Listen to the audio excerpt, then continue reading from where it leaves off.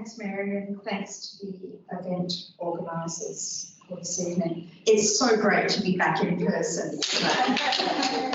And also to our friends online. It's really happy as well. It really is the best of both worlds, I think. I mean, it's hard to stay positive, no pun intended, about COVID, but it has forced us to be more flexible in how we do things. So welcome to everyone, whether in person or online.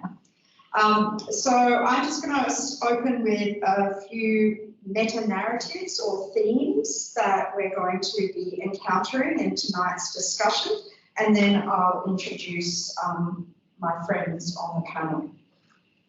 So in chairing this evening's panel, I reflected on the theme for tonight, listen up, what is the good of law? This forces us to think about, well, what law? Whose law? Which law is preferenced or prioritised? Who is the law listening to? Who are we thinking about in reaching decisions and trying to resolve disputes? And who made the laws? Who speaks to the law? Who speaks for it? Who speaks against it? How can we do it better? And I think the question is loaded with an honest curiosity. So it's not necessarily critical or forcing us to adopt a negative standpoint. It's inviting us to really think deeply about the legal system and to answer the question perhaps simultaneously, both in a positive and negative way. What is the good of law? Well, there is some good, but there's also some not good. So it's many things all at once.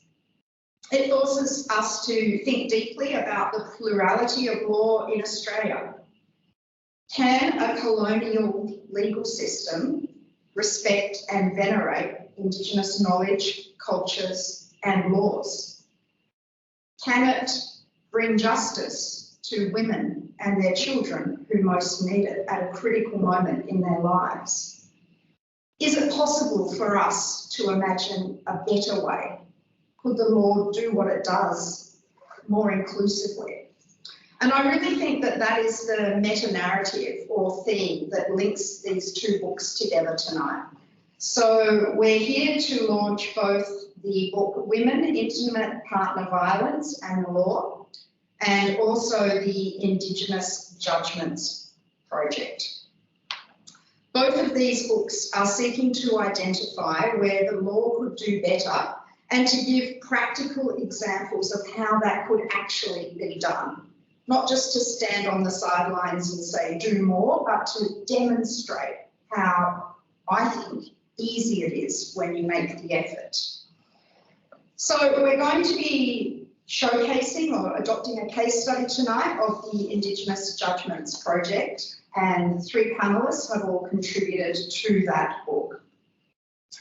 Once we've done that, we'll hear from Nicole Watson, one of the co-editors of the book, and then lastly we'll hear from Heather Douglas. And then it's my happy task to launch the books. So what we are seeking to do tonight is to think about a way that the law can be more inclusive of First Nations people and women. And to do that, we need to adopt an intersectional and fresh approach grounded in the lived experiences of First Nations and women. The 3 panellists we have tonight have examined and reimagined 3 judgments. The topics range from terra nullius and our system of property and constitutional law, race discrimination law and family law. I reread them all in preparing for tonight, and honestly, the original judgments just made me angry. And I thought, how could that possibly be the case? And it didn't seem to matter whether they were really old judgments, like the one Eddie reimagined, or much, much more recent ones.